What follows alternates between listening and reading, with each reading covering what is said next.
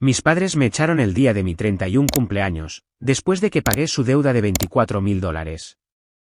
Así que les corté la electricidad, congelé sus cuentas bancarias y vi su mundo colapsar. Mi nombre es Sofía. A los 31 años, todavía vivía en una vieja casa de 2 pisos con mis padres, en las afueras de Cedar Falls, Iowa.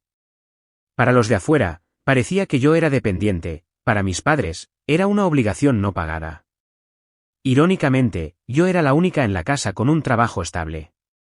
Durante 6 años, trabajé como contadora en una pequeña empresa de suministros agrícolas. El sueldo no era alto, pero era suficiente para cubrir la electricidad, el agua, internet y, a veces, incluso las facturas médicas de mis padres, esas que nunca mencionaban, pero siempre asumían que yo pagaría. Nunca pensé que fuera un problema. Pensé que era familia, algo que da sin contar. Todo cambió en lo que debería haber sido un martes cualquiera, mi 31 cumpleaños. El cielo estaba nublado, el viento traía el olor a tierra húmeda y el primer frío del invierno del Medio Oeste. Salí del trabajo cerca de las 7 de la tarde, llevando una pequeña bolsa de papel con un pastel de vainilla que compré en la pastelería de descuento de la calle. «Feliz cumpleaños, Sofía», estaba garabateado con glaseado rojo irregular. Sonreí, no porque estuviera triste, sino porque ya no esperaba nada más. Al volver a casa, no esperaba una fiesta, ni flores, ni un abrazo. Solo un feliz cumpleaños habría sido suficiente, pero eso no había sucedido en años, y esta vez no fue diferente. Estacioné el coche, apagué el motor y me quedé sentada unos minutos más. La casa estaba en silencio, una tenue luz amarilla se filtraba por la ventana de la sala. Inhalé profundamente, contando en mi cabeza, 3 pasos hasta la puerta, 5 hasta la cocina, 7 hasta las escaleras. Cuando entré, la casa estaba fría, como si la calefacción no se hubiera encendido. Ni televisión, ni voces, solo un silencio denso que se aferraba a las paredes como niebla. Mi madre estaba en el fregadero, de espaldas, lavando platos. Mi padre estaba sentado a la mesa, con los ojos pegados a su teléfono, sin siquiera mirarme. Asentí, un reflejo más que un saludo. Nadie respondió. Puse el pastel en la encimera, me quité el abrigo y me serví un vaso de agua. Traté de alejar el dolor sordo que se levantaba en mi pecho. Está bien, me dije. No necesito celebración, mientras todavía me necesiten aquí. Pero ese pensamiento resultó ser la última ilusión a la que me aferraba. Noté una pila de papeles en el centro de la mesa del comedor, la factura de la electricidad, marcada con vencida en negrita roja en la parte superior. No los culpé. Nunca lo había hecho. Esa noche, planeaba pagarla discretamente, como siempre hacía. Pero algo en el aire se sentía extraño, un tipo de frío que no venía del clima, sino de la forma en que mi madre evitaba mi mirada, el desapego inusual en la expresión de mi padre, la forma en que la casa, ya vieja, de repente se sentía desconocida. Subí el pastel sin comerlo. Nadie preguntó por él. Nadie preguntó dónde había estado, qué había hecho, o si estaba cansada. Otro cumpleaños tranquilo, otra nota silenciosa en una canción que había memorizado. Al dejar la caja, me di cuenta de que no era que se hubieran olvidado de mi cumpleaños, era que, para ellos, simplemente ya no valía la pena recordarlo. Me senté allí durante mucho tiempo, escuchando el viento presionar contra las ventanas. Y en ese viento, por primera vez, me admití algo a mí misma, quizás nunca fui realmente parte de esta familia, solo el apellido en la factura de la electricidad que nadie quería pagar. Mi mente empezó a retroceder a través de recuerdos que había apartado durante años. Cuando tenía 24 años, mi padre, Marcus, se partió 2 muelas en un accidente en la fábrica de alimentos. Sin seguro dental, sin ahorros. Mi madre suspiró, simplemente tendrá que aguantar el dolor unas semanas. ¿De dónde sacaríamos dinero para eso? No respondí. A la mañana siguiente, transferí discretamente casi $1.200 de mis ahorros, el fondo que había reservado para un curso de análisis de datos, y lo deslicé en la billetera de mi madre con una nota: llévalo al dentista. No necesitas devolvérmelo. Lo tomó, dobló la nota, no dijo nada. 3 meses después, mi padre estaba comiendo palomitas en el sofá y murmuró: qué bueno que las dentaduras postizas son resistentes. Si Sofía las hubiera elegido, probablemente ya estarían rotas. Mi madre se rió. No dije nada. A los 27 años, mi madre, Ellen, patinó en la autopista durante una tormenta de nieve. Sus neumáticos estaban desgastados. Me llamó presa del pánico mientras estaba en una reunión. Salí del trabajo a mediodía, conduje casi una hora a través de la nieve y la recogí. Esa noche, pedí 4 neumáticos nuevos, casi $700, y los hice entregar. Ella miró el recibo y dijo, «Eres buena con el dinero. Estoy segura de que lo resolverás». Ni un gracias, ni un reconocimiento, solo la suposición de que yo me encargaría de todo. La primavera pasada, el techo empezó a gotear. La lluvia caía directamente sobre mi cama. Me subí al tejado bajo la llovizna y yo misma reemplacé las tejas. Mi padre se sentó abajo con una cerveza y gritó, «No arruines el techo. Los contratistas de hoy en día son unos estafadores». Mis dedos sangraron por los bordes afilados de los paneles, pero no me quejé. Solía creer que si seguía dando, seguía apareciendo, eventualmente sería amada. Una vez cancelé un viaje a Colorado para quedarme en casa y cuidar a mi madre cuando tuvo gripe. Cociné sopa, hice recados, lavé ropa. Cuando se recuperó, solo dijo, «Oh, me cuida como lo haría una hija». Al día siguiente, me recordaron de nuevo, «La próxima vez, recuerda sacar la basura a tiempo». Cada mes, pagaba las facturas de electricidad, agua e internet como un reloj, casi $300 en total. Cada vez que sugería dividir los costos, mi madre negaba suavemente con la cabeza. «No quieres que tus padres se queden sin nada, ¿verdad?». Una vez, olvidaron pagar la factura del gas durante 2 meses seguidos. Si no hubiera intervenido, nos habríamos quedado sin calefacción en pleno invierno. Cuando mi padre se enteró de que yo lo había pagado todo, lo único que dijo fue, «Qué bueno que lo hizo rápido». Aunque debería haberlo hecho antes. Solía pensar que era mi deber. Creía que los lazos de sangre no se podían romper, que si me esforzaba lo suficiente, verían mi valor. ¿Cuánto he gastado en esta casa en los últimos 10 años? ¿Cuántos sueños aplazados? ¿Cuántas veces elegí el silencio en lugar de hablar? Nadie me obligó. Lo elegí por esta familia, esperando de alguna manera que el amor llegara a cambio. Pero el precio que pagué fue mi propio respeto y mi juventud. Me senté en el borde de mi cama durante mucho tiempo, el pastel de cumpleaños todavía intacto sobre la mesa junto a la ventana. Afuera, la condensación empañaba el cristal con una leve neblina. Todo se sentía sofocantemente tranquilo, como si incluso la casa supiera lo que se avecinaba y no quisiera presenciarlo. Me quité la ropa de trabajo y me puse un suéter gris oscuro, el único regalo de Navidad que recibí el año pasado, no de mis padres, sino de un compañero de trabajo. Me lavé la cara, me peiné y luego bajé las escaleras como si entrara en un campo de batalla cuyo resultado ya había sido decidido. La mesa del comedor seguía allí. El estofado se había enfriado, el puré de patatas se había apelmazado y la luz amarilla de la cocina proyectaba sombras duras sobre las arrugas de la frente de mi madre. Ellen estaba quieta, con las manos cruzadas. Mi padre, Marcus, iba por su 4ª cerveza de la noche, sentado en una desgastada silla de madera. Apenas me reconoció. Me senté y discretamente cogí una judía verde, masticando sin saborear nada. Nadie dijo una palabra. Ni feliz cumpleaños, ni preguntas, ni una verdadera mirada. No fue hasta que me levanté para guardar el pastel en la nevera cuando Marcus finalmente habló, no alto, pero frío. ¿Sabes siquiera qué hora es? Me giré, todavía sosteniendo la caja. 9:10, llegué a casa después del trabajo. A tu edad, ¿todavía necesitas un sitio donde quedarte? ¿No te parece un poco patético? Me miró, no como un padre, sino como un casero cansado de un inquilino atrasado en el alquiler. Mi madre guardó silencio. La forma en que sostenía el cuchillo sobre la carne me recordó cómo me enseñaba a cortar el pastel de cumpleaños cuando era niña. Dejé el pastel sobre la encimera, como sellando un capítulo. No creo que esté quedándome aquí cuando soy yo quien paga la luz, internet e incluso la deuda de tu tarjeta de crédito el año pasado. Marcus se inclinó sobre la mesa, con la voz tensa. Pagar algunas facturas no significa que puedas quedarte para siempre. Esto no es un motel. Inhalé profundamente, ya no sorprendida, solo dolorosamente clara. ¿Qué es exactamente lo que estás diciendo?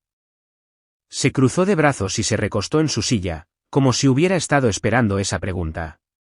Lo hemos discutido, tu madre y yo. Es hora de que te mudes. Preferiblemente para el final de la semana. Miré a mi madre, por primera vez esa noche. Sus ojos se encontraron con los míos, no crueles, sino vacíos. Asintió débilmente, apenas perceptiblemente. Sonreí, no porque fuera gracioso, sino porque de repente, todo tenía un sentido tan retorcido que casi sentí alivio. Mi cumpleaños era un plazo. Nadie respondió. Solo el tic-tac del reloj de pared rompía el silencio, cada segundo cayendo como un veredicto final. Subí las escaleras.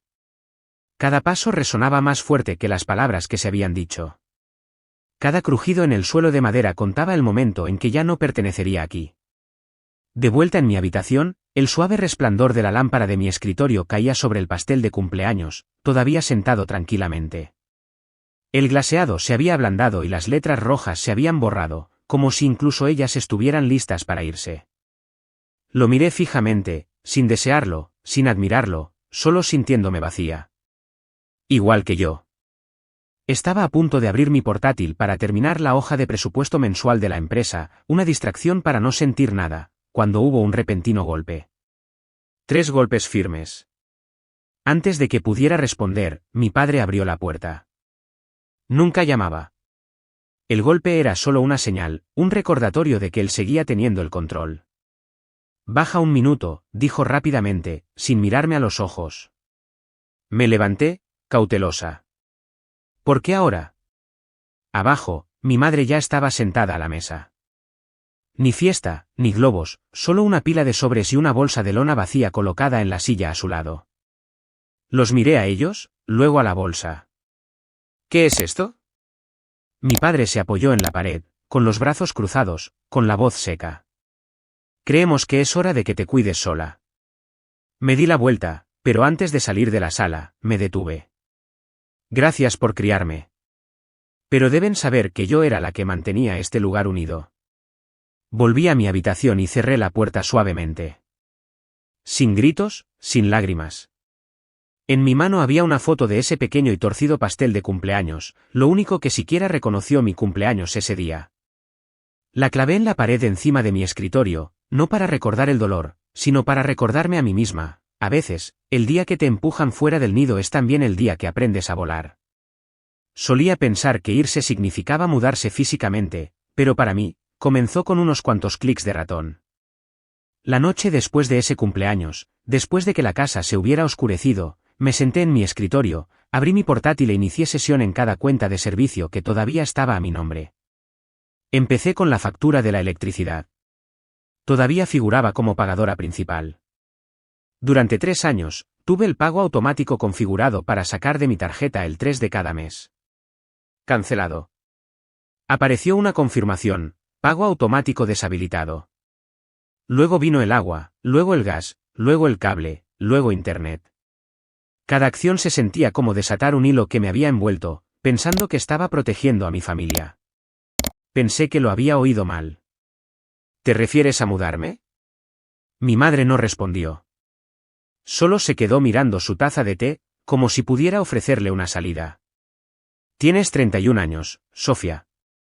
No puedes aferrarte a tus padres para siempre, continuó, con la voz firme, como si estuviera leyendo un guión que había ensayado. Me quedé quieta un momento. Mi corazón no se aceleraba. No estaba en pánico, solo con una calma escalofriante. No me estoy aferrando. He pagado la electricidad, el agua, incluso el seguro del coche de mamá el año pasado, respondí, mi voz tan compuesta que incluso me sorprendió a mí misma. Nadie te obligó, mi padre se encogió de hombros. Tú elegiste hacerlo. Y ahora es hora de que elijas irte. Me giré hacia mi madre de nuevo. ¿Qué piensas? Cerró los ojos y lo entendí. Lo habían discutido de antemano. Su silencioso asentimiento fue toda la confirmación que necesitaba. Esto no fue impulsivo. Estaba planeado. No necesitaba preguntar por qué, porque ya lo sabía. Hace años, casi me mudé, pero me detuve cuando mamá enfermó. Me dije a mí misma, la familia es algo de lo que nunca te alejas. Pero ahora eran ellos quienes se alejaban de mí. Empaqué algunas prendas de vestir, mi portátil, documentos personales, un frasco de loción que mamá dijo una vez que tenía un buen aroma, y el pastel de cumpleaños frío. Mientras bajaba la maleta por las escaleras, mi padre estaba viendo la televisión. Ni siquiera me miró. Mi madre estaba junto al fregadero, secando el último vaso. Cuando pasé, se dio la vuelta, no dijo una palabra. Puse la maleta junto a la puerta.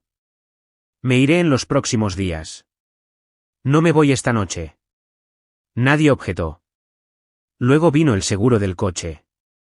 Había agrupado los 3 coches en una sola póliza, el mío, el viejo Camry de mamá y la camioneta desgastada de papá. Dijeron que ahorraba dinero, y yo, todavía creyendo que ahorrar para ellos era una forma de amor, accedí. Eliminé sus 2 vehículos del plan. El sistema pidió una razón. Seleccioné finalizar el apoyo a miembros de la familia no convivientes. Me quedé sentada allí, congelada. El tic-tac del reloj de pared se sentía como si contara los latidos sobre las ruinas de una vieja confianza. El último paso fue el banco. Mi madre y yo una vez abrimos una subcuenta compartida, la llamamos Fondo Familiar de Emergencia. Empezó con $500, pero yo era la que seguía contribuyendo. A finales del año pasado, había crecido a $3.200, casi todos mis ahorros personales para situaciones inesperadas. Mamá dijo, tener este fondo ayuda a tu padre a sentirse más tranquilo. Después de todo, tú eres la que mantiene las cosas estables para toda la familia. Solía sentirme orgullosa. Ahora solo se sentía irónico. Transferí la cantidad total a mi cuenta personal y congelé la conjunta, un congelamiento temporal, completamente dentro de mis derechos legales. Apareció un mensaje del sistema, la cuenta ha sido congelada. No se pueden realizar retiros ni transacciones a menos que ambas partes consientan. Me recosté en mi silla. La habitación estaba tan silenciosa que podía oír mi propio latido, no rápido, no tembloroso, solo un ritmo extrañamente tranquilo, el tipo que llega después de cortar el último hilo. Esto no era venganza. Era liberación. Al día siguiente, conduje a la biblioteca de la ciudad para imprimir los registros de los últimos 3 años de transacciones financieras. Imprimí cada factura de servicios públicos a mi nombre, cada pago de seguro, cada correo electrónico confirmando pedidos de medicamentos para mi padre, neumáticos nuevos para mi madre, reparaciones de fontanería del invierno pasado. Organicé todo en una carpeta azul etiquetada, lo que llevé para una familia que nunca me reclamó. No planeaba usarlo de inmediato, pero sabía que algún día necesitaría demostrar que no era desagradecida y que no era débil. Esa noche, mamá llamó 3 veces seguidas.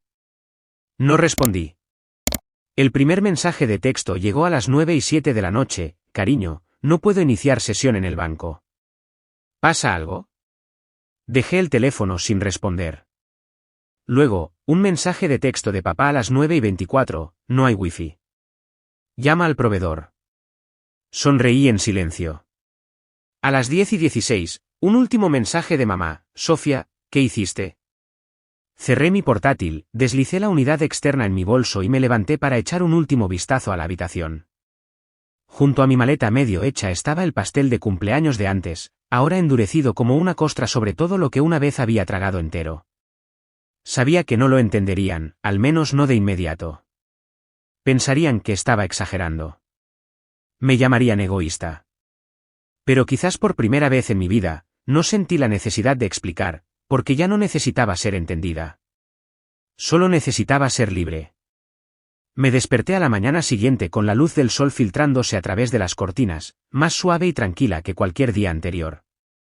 Por primera vez en meses, no me apresuré a revisar correos electrónicos del trabajo, no miré las próximas facturas, no revisé el consumo de electricidad del mes pasado.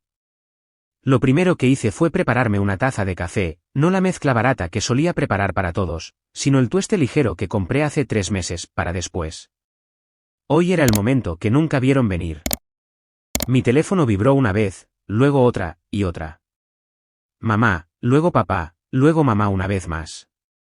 Un número desconocido me siguió, probablemente un vecino al que habían involucrado para que me revisara. Puse el teléfono en el estante de la cocina y lo dejé zumbar como ruido de fondo a la tormenta que no tenía ni idea de que ya estaba aquí. Cada vibración, Cada llamada entrante erosionaba el silencio que una vez usaron como correa. Entonces llegó el primer mensaje de texto: cariño, Internet no funciona. La televisión también está caída. ¿Cancelaste algo por accidente? No respondí. Unos minutos después, no puedo acceder a la cuenta bancaria. Necesito transferir dinero para la medicación de tu padre. ¿Cambiaste la contraseña? Luego de papá, el teléfono de tu madre no puede hacer llamadas. Basta de juegos, Sofía. Y finalmente, el que casi me hizo reír: si estás molesta, ¿podemos hablar? Somos familia. Nadie quiere que esto vaya demasiado lejos. Tomé un sorbo de café. La pantalla se iluminó de nuevo, pero la culpa no. Solo la claridad. Cuando llegó la 12ª llamada, respondí, no para explicar, no para justificar, sino para dejarles oír a que suena perder el control. Hola. La voz de mi madre se quebró a través de la línea. Sofía, ¿qué hiciste? La cuenta bancaria está congelada, Internet está caído, la tarjeta de crédito fue rechazada en la tienda. ¿Yo? No entiendo. Estoy entrando en pánico. No me inmuté. No te equivocas. ¿Lo hice? Y tenía todas las razones para hacerlo. Su voz se tensó. ¿Es esto lo que la familia se hace? Exhalé lentamente, luego lo dije, con calma, firmeza, definitividad. La familia no echa a su hija el día de su cumpleaños. Silencio. Luego su voz vaciló. No puedo creer que nos hagas esto. Tu padre tiene fiebre, no hay electricidad, no puede soportar el frío de la mañana. No dije nada. Luego exhaló, como cambiando de papel de víctima a acusadora. ¿Olvidaste quién te crió? Todo lo que hicimos fue por tu propio bien. Sonreí en silencio, para que no lo oyera. Si echarme fue por mi propio bien, entonces quizás ahora es hora de que ambos aprendan a cuidarse a sí mismos. No soy cuidado a domicilio gratuito. Y colgué. Lo que siguió fue un aluvión de mensajes de texto de mi padre: ¿crees que este numerito infantil nos hará arrepentirnos de algo? Ya verás. Nadie más tolerará jamás tu actitud. Recuerda, Sofía, tú elegiste esto. No vuelvas arrastrándote cuando sea demasiado tarde. Cada mensaje golpeó como una bala dirigida a la armadura que había construido con cuidado, pero esta vez, no dolieron. Se sintieron ligeros, como el escozor después de una vacuna. La aguja se ha ido, y también el veneno. Al mediodía, salí de la casa y conduje a la lavandería para recoger algo de ropa. Mientras esperaba, me senté en mi coche y abrí un viejo álbum de fotos. Allí estaba, mi 9º cumpleaños, un pastel casero ligeramente quemado, mis padres sonriendo ampliamente. Solía pensar que eso era felicidad, pero ahora sabía que las fotos capturan momentos, no la verdad. Cuando regresé, vi una llamada perdida de la tía Carol en Minnesota. El texto adjunto decía: Lucía, llama a tu madre. Ha estado llorando toda la mañana. Todos están preocupados. No devolví la llamada. No expliqué, ya que sabía que lo único que echaban de menos no era a mí, era a la persona que se aseguraba de que todo siguiera funcionando. Pensé que se detendría después del caos inicial, después de que se cortara el wifi, se rechazaran las facturas y se congelara la cuenta bancaria. Supuse que el silencio sería el fin. Me equivoqué. 3 días después, un tranquilo sábado por la mañana, estaba tomando café con Nora, mi mejor amiga y nueva casera, cuando mi teléfono zumbó sin parar. Mensajes de un excompañero de trabajo, de un viejo amigo de la escuela secundaria, incluso de mi maestra de la escuela secundaria, alguien que pensé que hacía mucho tiempo que había olvidado mi nombre. Todos con el mismo tono inquietante: Sofía, ¿viste la publicación? Tu padre publicó algo en el grupo de Facebook del pueblo. ¿Estás bien? Abrí Facebook y fui al grupo Comunidad de Cedar Falls, Asuntos Grandes y Pequeños. La publicación principal me golpeó como una bofetada, publicada por Marcus Kessler, la cuenta de mi padre. La primera línea, en mayúsculas, sin puntuación, sin introducción: cuando tu hija se convierte en tu traidora. Leí cada oración lentamente, cada palabra como una tijera cortando la dignidad que había preservado en silencio durante años. Le dimos todo lo que teníamos, años de sacrificio, ni una sola queja. Y ahora, en nuestros años dorados, hemos sido abandonados. Sin electricidad, sin agua, se nos ha negado el acceso a la medicina. Todo lo que siempre quisimos fue gratitud. Pero ella eligió irse y castigó a toda la casa, solo por recordarle la responsabilidad. La imagen adjunta mostraba a mi madre sentada bajo una manta en una sala oscura, con la cabeza inclinada en una tristeza teatral. No sabía quién la tomó, pero estaba claramente escenificada para la narrativa de víctima perfecta. Docenas de comentarios siguieron: los niños de hoy en día son aterradores. Ningún padre merece esto. Rezaré por ambos. Dejé el teléfono.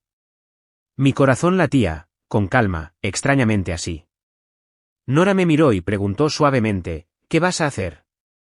No respondí de inmediato. No necesitaba emoción. Necesitaba un plan.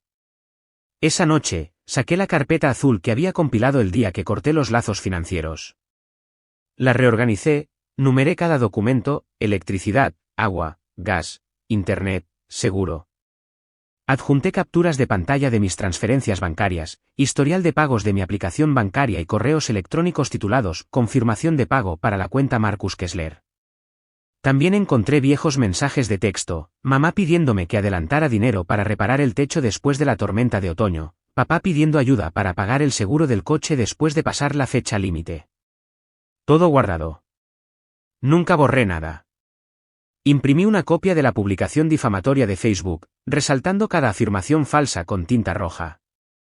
Al final de la carpeta, escribí a mano una sola línea: cuando la verdad se retuerce y se convierte en un arma, el silencio ya no es noble. Es complicidad. No publiqué nada. Aún no. Dejé que su publicación se difundiera. Cuanto más profundo cavara, más clara se volvería su verdadera naturaleza. 3 días después, en el mercado, una mujer de mediana edad le susurró a su amiga cuando me vio: esa es la chica que dejó a sus padres enfermos en el frío. No sabían que los oí, pero lo hice. Cada palabra. Esa noche, Nora preguntó: ¿por qué no has dicho nada? La miré, con la voz firme: porque quiero que muestren hasta dónde llegarán. Y cuando hable, la verdad debe ser tan fuerte que no requiera defensa. La verdadera pregunta no era si hablaría, sino cuándo. Y cuando lo hiciera, no sería solo una historia. Sería una autopsia de un sistema tóxico, una familia que confundió el amor con el control y nunca vio mis sacrificios como suficientes. Exactamente a las 4 de la madrugada, mientras el pueblo aún dormía bajo un velo de niebla y farolas parpadeantes, empecé a escribir. No con emoción, sino con recibos, facturas, correos electrónicos y recuerdos que había intentado olvidar. Empecé la publicación con una frase muy corta: no soy la hija desagradecida que dicen que soy. Luego continué, punto por punto, historia por historia, cada una expuesta como una auditoría financiera.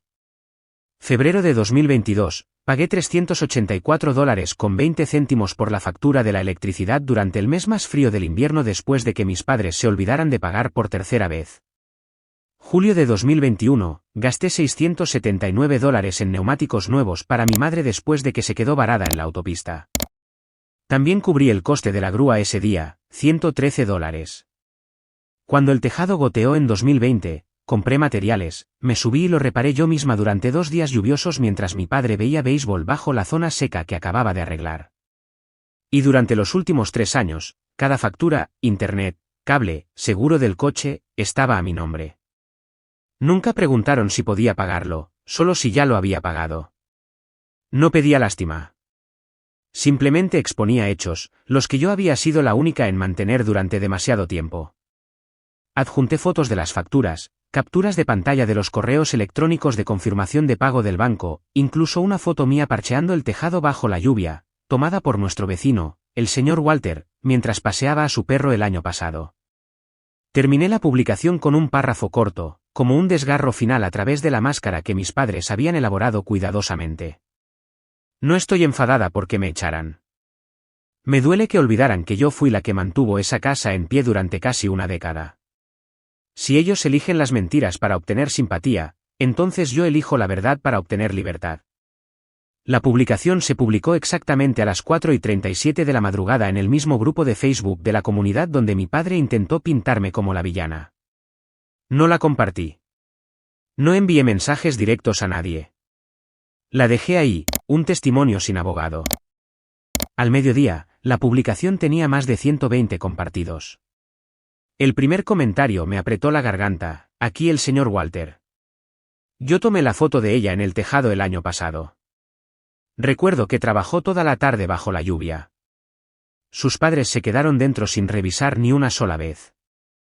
Cuando pregunté si necesitaba ayuda, Sofía solo sonrió y dijo: estoy bien. Luego vino Hilda, mi profesora de biología de la escuela secundaria. Solía pensar que Sofía venía de una familia modelo. Ahora entiendo por qué siempre estaba callada sobre su casa. Pero entonces el dueño de la tienda de comestibles, una vez retrasó su propia factura para ayudar a sus padres a pagar reparaciones de fontanería. Lo vi suceder. Gradualmente, la narrativa cambió. Las acusaciones en la publicación de mi padre se ahogaron en una ola de verdad y fragmentos de memoria que otros también habían presenciado. Cada vez que alguien hablaba, me sentía más ligera, no porque me defendieran, sino porque no era la única que recordaba lo que realmente había sucedido. Esa tarde, la publicación original de mi padre desapareció del grupo. Sin explicación. Nora me entregó un sándwich de pollo a la parrilla, me lo apretó en las manos y dijo: ¿ves? Incluso la verdad necesita aliados. Sonreí por primera vez desde que me echaron. Sí, pero esta vez mis aliados son los que dejaron de guardar silencio. Esa noche, cepillándome los dientes, me miré en el espejo más tiempo de lo habitual, no revisando mi piel, ni mi pelo, ni las líneas cerca de mis ojos, sino mirando a los ojos que solían bajar avergonzados, ahora finalmente capaces de encontrar su propia mirada. Pensé en los años que di sin pedir nada a cambio, las promesas que nunca se cumplieron, el silencioso sí que dije demasiadas veces solo para evitar decepcionar a alguien. Nada de eso estaba ya sobre mis hombros. Ya no los llevaba, ni las facturas disfrazadas de amor, ni los sacrificios silenciosos, ni las metas en constante cambio de las expectativas. Lo único que llevo ahora es la verdad, y la verdad, una vez afilada y fría, resultó ser más ligera que cualquier peso que jamás hubiera asumido. Recibí la citación un lunes por la tarde, justo cuando salía del centro comunitario donde me había inscrito en un curso avanzado de contabilidad. Un mensajero uniformado con una chaqueta gris me entregó un sobre grueso sellado con Blackhawk County Court y dijo: ¿Es usted Sofía Kessler? Ha sido notificada. Demanda civil, información de contacto dentro. No me sorprendió. Sinceramente, lo había estado esperando. Simplemente no pensé que llegaría tan pronto. Abrí el sobre allí mismo. Las letras grandes en la parte superior de la página me llamaron la atención: acusación, abuso de ancianos, abandono familiar e incumplimiento del deber familiar. Presentado por Marcus Kessler y Ellen Kessler. Solté una breve risa, no porque fuera gracioso, sino porque lo había adivinado correctamente. Esto no era sobre justicia. Era manipulación, esta vez vestida de lenguaje legal. Esa noche, saqué toda la documentación que había preparado, facturas originales, extractos bancarios, hilos de correo electrónico con mi madre, fotos de la casa con el tejado reparado que yo misma arreglé, una hoja de cálculo detallando cada dólar que había cubierto en 6 años. Envié todo a una oficina legal sin fines de lucro en Des Moines. La empleada de admisión, una mujer llamada Jenny, hojeó la carpeta, luego levantó la vista, con los ojos muy abiertos. ¿Cuánto tiempo llevas lidiando con esto? Diría que unos 12 años, dije con calma, como si comentara el clima. Ella asintió, con voz firme: pueden presentar esta demanda, pero con lo que usted tiene, puede presentar una contrademanda. No solo para desestimar los cargos, sino por abuso financiero y coerción psicológica a largo plazo. 3 semanas después, me presenté en la comisaría de policía de Cedar Falls para presentar la contrademanda oficial. Jenny me acompañó. Llegamos 15 minutos antes. Fuera de la sala de espera, vi a mis padres sentados en el banco de madera, mi madre con su cardigan desgastado, jugueteando con un pañuelo, mi padre, con los brazos cruzados, las piernas cruzadas despreocupadamente, los ojos revoloteando por la pantalla de su teléfono sin leer realmente nada. Entré. No evitó el contacto visual. Mi madre levantó la vista, con los ojos rojos.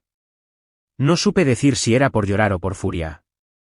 Marcus me miró como si yo fuera la villana en la película que creía que estaba escribiendo. El oficial que llevaba el caso era el teniente Scott Raymond, de unos 50 años, alto y delgado con un rostro sereno.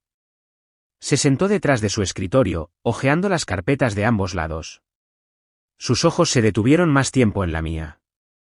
Señora Sofia, este es su expediente. Sí, incluye facturas, confirmaciones de pago y registros financieros relacionados. Pasó una página, luego otra. Luego vino la foto del tejado, seguida del correo electrónico de mi madre. Sofía, tu padre no ha pagado la factura del gas este mes. Transfiere el dinero lo antes posible. Scott miró a Marcus. Señor Marcus, señora Ellen, necesito recordarles que presentar una demanda civil con información falsa o engañosa, especialmente con intención de dañar la reputación o aplicar presión financiera, puede constituir difamación civil y ser motivo de una contrademanda. Marcus levantó ligeramente una ceja. Solo quería que mi hija entendiera las consecuencias de cortar los lazos con sus padres. Scott mantuvo su tono firme. Es libre de expresar eso verbalmente. Pero presentar documentación falsa en el sistema legal ya no es solo un malentendido familiar. Ellen bajó la cabeza. Marcus agarró el asa de su maletín, pero por primera vez, vi incertidumbre en sus ojos. Scott se dirigió a mí. ¿Desea proceder con la contrademanda? Asentí. Sí. Porque esto ya no es solo personal. Es un mensaje para cualquiera que crea que los padres pueden controlar a sus hijos indefinidamente bajo la excusa de haberlos traído al mundo. Scott firmó el informe y lo deslizó sobre el escritorio. Respeto su decisión. Me levanté sin mirar atrás. Al salir de la comisaría, el sol de principios de otoño me golpeó el pelo, cálido de la manera más suave. Nora esperaba en el coche, con la ventanilla bajada, con una sonrisa que no necesitaba preguntas. Me senté en el asiento del pasajero, me abroché el cinturón y exhalé profundamente. Nada más que ocultar, no más roles en los que tuviera que encogerme. Por primera vez en mi vida, no solo defendía la verdad. Era lo suficientemente fuerte como para seguir caminando sin necesitar el permiso de nadie. Firmé el contrato de alquiler de un pequeño apartamento en el lado oeste de la ciudad a principios de noviembre. Estaba en el tercer piso, sin ascensor, con pintura descascarillada en las paredes, ventanas que daban a un aparcamiento y a una vieja lavandería al otro lado de la calle. Pero era mío. No un dormitorio improvisado en casa de mis padres, no un rincón de una habitación arrinconado junto a la ventana para evitar oír discusiones. Este apartamento era pequeño, viejo y carecía de comodidades, pero cada centímetro cuadrado me pertenecía, y eso me hacía sentir más libre que cualquier otro lugar en el que hubiera estado. El día de la mudanza, lo único que tenía eran 2 maletas de ropa, un portátil viejo y una pequeña pintura dibujada a mano de mi dormitorio universitario. Nora me llevó. Trajo un termo de café caliente y una bolsa de muffins caseros. Por empezar desde aquí, dijo, sonriendo mientras me entregaba la llave con un pequeño llavero de hoja de arce. Sí, asentí. Desde aquí. Y esta vez, es para mí. Me llevó casi una semana arreglar el apartamento. Todos los días después de mi turno en la cafetería local, me detenía en tiendas de segunda mano por la ciudad. Compré una tambaleante mesa de comedor de madera que estabilicé con libros viejos, un sillón de tela descolorida que alguien amó alguna vez, y una lámpara vintage con una pantalla inclinada que emitía un brillo suave. Colgué cortinas, limpié los suelos y puse pequeñas notas adhesivas alrededor de la cocina. Hoy no tiene que ser perfecto. Basta con que esté bien. Durante el fin de semana, repinté las paredes de la sala de estar de un azul suave. El olor me dio un ligero dolor de cabeza, pero ver el color asentarse bajo mi pincel se sintió como repintar mi pasado, y esta vez, elegí la paleta. El viernes por la noche, actualicé mi currículum. Eliminé mi antigua dirección de casa. Por primera vez en 31 años, no tuve que listar la casa de mis padres en ningún documento. En habilidades, agregué gestión de presupuesto doméstico, no como una broma autocrítica, sino como verdad. Había administrado las finanzas de 3 personas con un ingreso modesto durante casi una década, y ahora tenía la intención de convertir esa habilidad en una profesión. Me postulé para 2 puestos internos de contadora en organizaciones sin fines de lucro en la ciudad. Ambos requerían manejo del estrés, comunicación interna e independencia, cualidades que tenía en abundancia, pero que nunca me había atrevido a nombrar. Cada mañana, me preparaba café para mí misma, no el café instantáneo barato que solía preparar para toda la casa, sino una taza exactamente como a mí me gustaba, granos de Guatemala, molido grueso, con una pizca de canela. Lo bebía en el balcón, viendo pasar el tráfico abajo. Todo afuera seguía siendo ruidoso, pero dentro de mí, algo finalmente se había callado. He vuelto a llevar un diario, no para quejarme, sino para seguir mi progreso. Escribí claramente: día 12, Sofía le dijo que no a la octava llamada de voz de su madre. Día 16, Sofía arregló un grifo que goteaba con un destornillador de $3. Día 20, Sofía hizo fideos tailandeses picantes que esta vez no estaban demasiado salados. Pueden parecer pequeños, pero para mí, son señales de una mujer que finalmente vive su propia vida, no solo existiendo para mantenerla de alguien más. Una noche, mientras limpiaba el mueble de la cocina, encontré una vieja lata de velas de cumpleaños. No de este año. Ese pastel hacía tiempo que se había tirado. Esta era la lata que había pensado usar para celebrar mi cumpleaños sola en silencio. Saqué una vela, la puse en el centro de la mesa. Nadie cantó, nadie aplaudió, pero la encendí. La pequeña llama parpadeó, proyectando su brillo sobre la pared azul que yo misma había pintado. No pedí un deseo. Solo susurré una cosa: gracias por no rendirme. Diciembre llegó con una suave capa de la primera nieve, como una bendición silenciosa. Me acurruqué en mi viejo sillón, envuelta en la colcha que Nora me regaló como bienvenida a casa, sosteniendo un libro a medio leer y una taza de té humeante de canela. No había más sonido que el chirrido de la calefacción y el suave golpeteo de la nieve contra la ventana, pero en ese silencio, sentí algo que una vez creí inalcanzable: paz. Ni mensajes enfadados, ni llamadas a medianoche exigiendo explicaciones, ni entrar en una casa que se sentía como un campo minado emocional. Solo yo, una pequeña habitación y momentos fugaces de libertad que estaba aprendiendo a extender para siempre. Una mañana de lunes, recibí un sobre sin remitente, sin franqueo, sin marcas. Dentro había una tarjeta hecha a mano, colocada cuidadosamente en mi buzón, con una nota escrita a mano en tinta azul: nunca fuiste el problema. Algunas personas simplemente tienen miedo de aquellos a los que no pueden controlar. Sin firma, pero sabía que venía de alguien que realmente me había visto, aunque fuera desde la tranquilidad. Puse la tarjeta en la pared junto a mi escritorio. Cada vez que la miro, recuerdo que algunas personas estaban observando en silencio y decidieron no quedarse calladas para siempre. Esa vela de cumpleaños, la que encendí no para pedir un deseo sino para recordarme a mí misma que todavía existía, ahora descansa en mi estantería junto a la pintura dibujada a mano de la universidad. No la guardé porque es bonita. La guardé porque sigue aquí. Representa el momento en que elegí resistir, no hundirme, el momento en que me di cuenta de que esperar una disculpa de alguien que no cree que está equivocado es un suicidio emocional, y que el perdón a veces comienza por renunciar a la necesidad de uno. No sé si Marcus y Ellen alguna vez sintieron verdadero arrepentimiento. Ya no necesito saberlo. Su silencio después de la audiencia policial se sintió como un final tranquilo a una canción que nadie quería escuchar más. No envié un mensaje. No tomé represalias. No intenté reconectar. No porque los odiara, sino porque había hecho las paces. No todos los que te traen al mundo están destinados a caminarlo contigo. Y la familia, esa cosa a la que una vez sacrifiqué mi juventud para proteger, resulta que no se construye con sangre. Se construye con respeto, escucha y amor que viene con una condición clara: no causar daño. Todavía vivo en ese pequeño apartamento, aunque mi nuevo trabajo podría permitirme algo más grande. Pero no tengo prisa. Quiero quedarme un poco más en este espacio donde cada rincón desgastado lleva la marca del viaje en el que me reconstruí a mí misma. Todavía tomo té de canela cada mañana. Todavía limpio la despensa todos los domingos. Todavía escribo unas líneas en mi diario todas las noches, no para recordar el dolor, sino para recordarme a mí misma lo lejos que he llegado. Una tarde de Año Nuevo, Nora vino con una bolsa de frijoles Cáritas y una olla de su sopa casera de calabaza. Cenamos, reímos y nos recostamos para ver una vieja película juntas. Cuando terminó la película, Nora preguntó de repente: ¿alguna vez te arrepientes de algo de esto? Me quedé en silencio unos segundos, mirando por la ventana donde la nieve seguía cayendo constantemente. Luego me volví hacia ella y respondí suavemente, no. Porque sin esos años, no me habría dado cuenta de cuánto más me merecía. Ella asintió. No se necesitaron más palabras. Pero este silencio se sintió diferente. No era pesado.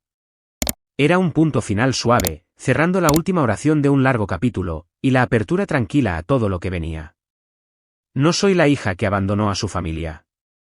Solo soy la última persona en esa casa que finalmente eligió salvarse a sí misma. La historia de Sofía no es solo sobre dejar un hogar lleno de control y manipulación. Es la prueba de que a veces lo más valiente que puedes hacer es elegirte a ti misma. La sangre no define a la familia, la bondad, el respeto y la capacidad de amar sin condiciones sí lo hacen. En un mundo donde la tradición a menudo enmascara heridas profundas, Sofía tuvo el coraje de cortar lazos, mantenerse firme y reconstruir a partir de los escombros. Y al hacerlo, encontró lo más preciado de todo, la verdadera paz. ¿Cuáles son tus pensamientos sobre el viaje de Sofía? ¿Alguna vez has experimentado algo similar? Comparte tu historia en los comentarios y no olvides seguir este canal para más historias conmovedoras y poderosas sobre familia y pertenencia.